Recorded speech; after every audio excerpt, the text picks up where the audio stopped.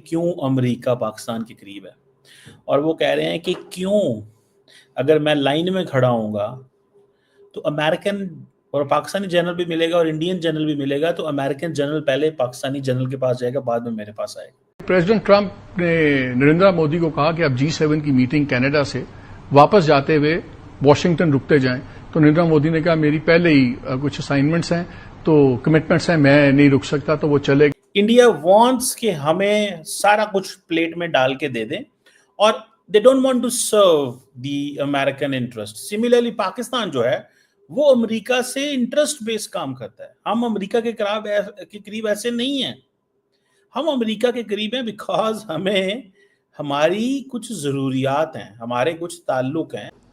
बीबी मैं तो हैरान हो गया हूं।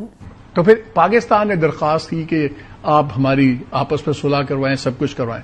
नरेंद्र मोदी ने ट्रंप के साथ मुलाकात से इनकार किया है।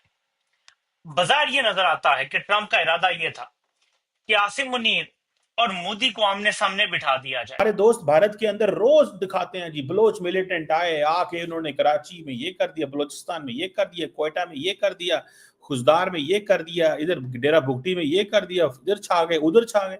लेकिन की बात यह है कि उन्होंने ये कहा है फिर प्रेसिडेंट ट्रंप को कि आप झूठ बोल रहे हैं, कोई आपने सुलह नहीं करवाई, कोई आपने ट्रेड की बात नहीं की, हमने आपस में डायरेक्टली किया। पाकिस्तान के लिए बहुत ही शर्मिंदगी की बात है कि मोदी ने ट्रंप से भी मुलाकात से इनकार किया, क्योंकि उसे पता था कि आगे वो क्या बात कहने जा रहा है। जब इंडिया रशिया से तेल लेता था, पाकिस्तान अमेरिका को असला बेचता था। ये मैं पुरानी बात नहीं कह रहा, ये 1.5 साल पुरानी बात। पाकिस्तान ने अबाउट $1 अरब का असला अमेरिका को बेचा। India has never served the American interest. India wants कि हमें सारा कुछ प्लेट में डाल के दे दें और they don't want to serve the American interest. Similarly Pakistan जो है वो अमेरिका से इंटरेस्ट बेस्ड काम करता है। हम अमेरिका के करीब ऐसे नहीं हैं, हम अमेरिका के करीब हैं बिकॉज हमें हमारी कुछ जरूरियात हैं, हमारे कुछ ताल्लुक हैं। हमने कोल्ड वॉर में, वॉर अगेंस्ट टेररिज्म में, पोस्ट वॉर अगेंस्ट टेररिज्म में हमारी उनसे बड़ी कुर्बत रही है। मैं आपको बार बार एक चीज यहां पे कहता रहा हूं, मेरी बातें आप नहीं मानते। मैं कहता था पाकिस्तान ने दहशतगर्दी की जंग लड़ी है, अमेरिकन इस चीज को बहुत मानते हैं। पाकिस्तान ने अपने मुल्क के अंदर स्टेबिलिटी रखी है। चले ना इराक, सीरिया, यमन, इन मुल्कों में जाएं, लेबनान, इन मुल्कों में जाएं, लीबिया, और देखें क्या हालात है वहां पर। आप 5,000 बंदा अनलीश कर देना इस्लामिक स्टेट का, 5,000 बंदा, तो आपको समझना है करना क्या है इनके साथ। और पाकिस्तान पिछले कितने सालों से इन दहशतगर्दों से लड़ रहा है।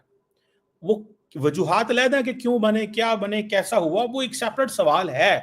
We do understand that. लेकिन ये चीज भी समझे ना कि पाकिस्तान ने रिट कायम की है। There is not an inch of land in Pakistan. हमारे दोस्त भारत के अंदर रोज दिखाते हैं जी, बलोच मिलिटेंट आए, आके उन्होंने कराची में ये कर दिया, बलोचिस्तान में ये कर दिया, कोयटा में ये कर दिया, खुजदार में ये कर दिया, इधर डेरा भुगटी में ये कर दिया, इधर छा गए, उधर छा गए। वो आते हैं चोरों डाकुओं की तरह, इधर आए मोटरसाइकिलों पे, गाड़ियों पे आके निकल के चले गए। 43% है पाकिस्तान जो है ना, पाकिस्तान की टोटल जो एरिया है, total area, those who don't know, जो टोटल एरिया है पाकिस्तान का, उसका 43% सिर्फ बलोचिस्तान है।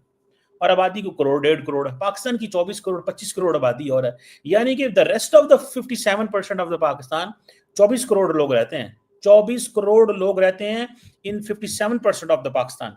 तो जो 27%, जो 43% है, वहां पे करोड़, 1.5 2 करोड़ लोग रहते हैं। तो वो इतनी स्कैटर्ड आबादी है, वहां पे मिलिटेंट्स क्या, वहां पे तो कहीं ऐसे इलाके होंगे जहां पे गवर्नमेंट ऑफ पाकिस्तान के लोग कभी गए ही नहीं होंगे या उन इलाकों को कभी विजिट ही नहीं करेंगे। वहां ट्राइबल सोसाइटीज हैं, कभी कभी जाते होंगे 4 महीने बाद, 3 महीने बाद, पता ही नहीं है। और जिन जिन इलाकों में लोग रहते हैं, सो हमारे दोस्त इंडिया में बड़े खुश होते हैं कि जब कहते हैं बलोची आ गए, छा गए, वहां पर हमला कर दिया। जब इंडिया रशिया से तेल लेता था, पाकिस्तान अमेरिका को असला बेचता था। ये मैं पुरानी बात नहीं कह रहा, ये 1.5 साल पुरानी बात। पाकिस्तान ने अबाउट $1 अरब का असला अमेरिका को बेचा। हमने यूक्रेन को नहीं दिया वो असला, हमने अमेरिकन कंपनीज को वो असला बेचा। अमेरिकन कंपनीज ने वो कहां इस्तेमाल किया, हमारा प्रॉब्लम ही नहीं है। अमेरिकन कंपनीज पाकिस्तान में आई, उन्होंने कहा जी हमारे पास आए, हमें असला चाहिए। पाकिस्तान ने तो कितना असला चाहिए, असला हम बनाते हैं, असला तो इंडिया भी बनाता है, इंडिया से नहीं लिया उन्होंने। तो असला पाकिस्तान बनाता है। $1 अरब का जो असला पड़ा हुआ था हमने वो असला दे दिया और अमेरिकन वो असला ले गए, वो आगे यूक्रेन में ले गए। सो हमारा अमेरिका का ताल्लुक एक डिफरेंट स्केल पे है। मैं आपको बता नहीं सकता कि इन द इंफॉर्मेशन और the level of understanding I have, मेरे पास जो इंफॉर्मेशन है कि चीजें किस सतह पे ऑपरेट करती हैं और अमेरिका क्या पाकिस्तान के बारे में बोलता है। ट्रंप साहब के दौर में तो अमेरिकी स्टेट डिपार्टमेंट और डिफेंस डिपार्टमेंट को नहीं पता था उनके साथ क्या होना है, तो मुल्कों को तो बिल्कुल ही नहीं पता था। Who knew 6 months ago, 5 months ago that Donald Trump आएंगे और जनरल मुनीर को लंच पे बुलाएंगे? Who knew this? जिस दिन से जनरल आसिम मुनीर ने पांव रखा है, चीफ ऑफ आर्मी स्टाफ बना है, हर स्टेप ऊपर। किस्मत के वो धनी है।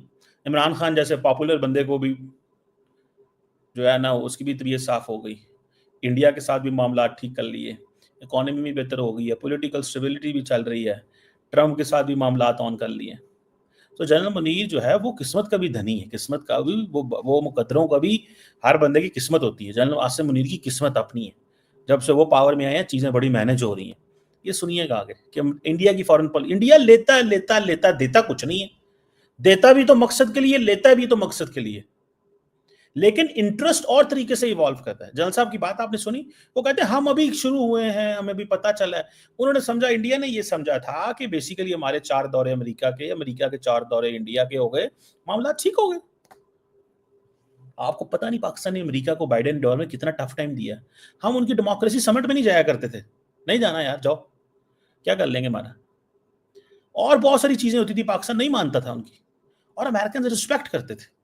एक डिफरेंस ऑफ ओपिनियन। ये तो आई होप दोस्तों आपको ये वीडियो ज़रूर पसंद आई होगी। वीडियो पसंद आई हो तो वीडियो को लाइक करना, ज़्यादा से ज़्यादा शेयर करना। और जैसा कि आपने इस वीडियो के अंदर पाकिस्तानी मीडिया को सुना है, पाकिस्तान के पत्रकार डॉक्टर कमर चीमा को आपने सुना है।